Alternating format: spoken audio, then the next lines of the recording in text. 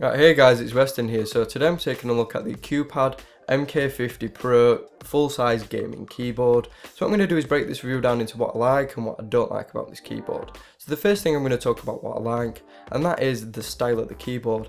Now I really like that it's sort of more minimal styled, and it's not one of those gaming keyboards that shouts about being a gaming keyboard. The only way that you'd really know that it's a gamer's keyboard is because of the branding on it. So taking a closer look at the keyboard, you can see we've got a very nice soft touch finish to it.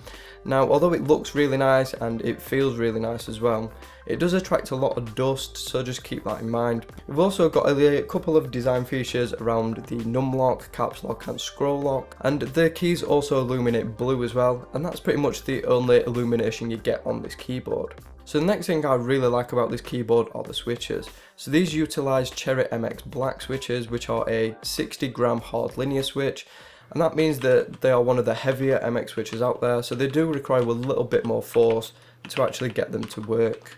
So if you like a heavier feeling switch, then this could definitely be for you. If you like a lighter switch, I do believe they offer this keyboard with different switches as well. So getting onto these keys now, they're actually very durable keys, and MX Blacks are actually some of the oldest mechanical switches out there, so they're designed to last, they're really durable, and they're actually designed to have a 50 million press cycle, so that means that this theoretically should last you a very long time. I also love how these feel as well. Coming from a non-mechanical K30 keyboard from Corsair, I don't think I can actually go back to a non-mechanical keyboard now, having tried it. I just love how they feel, I love how sort of smooth the actuate. Now the K30 was pretty smooth, but this is just so silky when you actually press it.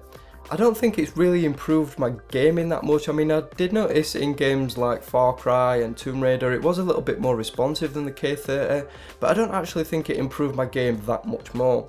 Now, I don't play games like CSGO, so I'm not being able to try it in games like that, so I don't know whether it'd be better for those types of games, but for the types of games I play, it worked fantastic. So the next thing I like about this is the actual build quality and the feel of this keyboard. Now this is a pretty hefty keyboard, and it weighs in at 1.27 kilograms, so it is quite heavy for a keyboard. It feels really solid, it feels really robust, and it is definitely a well put together keyboard. I also really like the cable as well. The cable is 1.8 meter, it's really thick and really robust, and it does have a good amount of strain relief near the keyboard side. It also has a USB to Ps2 adapter, so that means if you utilize Ps2 for N key rollover, you can actually use that.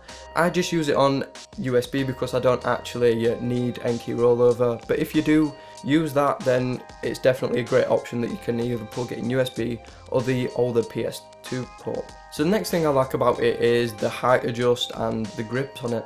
Now I don't really need the grips because I've got a full size extended mouse mat, so that doesn't really matter to me. If you don't, then they just come in real handy because it just stops your keyboard from sliding around on your desk. I also like that it's got height adjust as well, so you can have it flat or you can have it up at an angle like what I do. So yeah, just little things like that make this keyboard great. So now what I'm going to do is talk about things that I don't like about this keyboard. Now the first thing I don't like about this keyboard is backlighting. Now I'm not talking about RGB backlighting, I'm just talking about a nice backlight.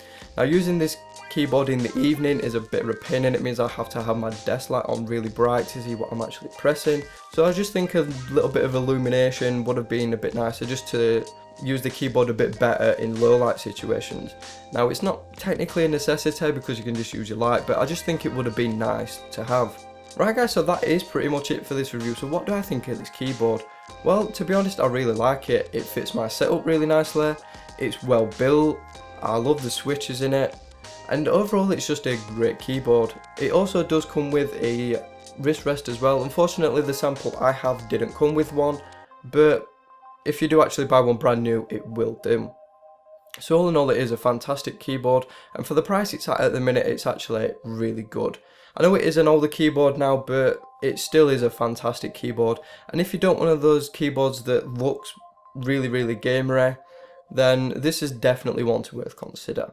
I'd also like to thank QPAD for sending this out for me to review, and I'd also like to thank you guys for watching, for subscribing and all that good stuff you do on my videos. So thank you so much, and I will see you all on the very next video.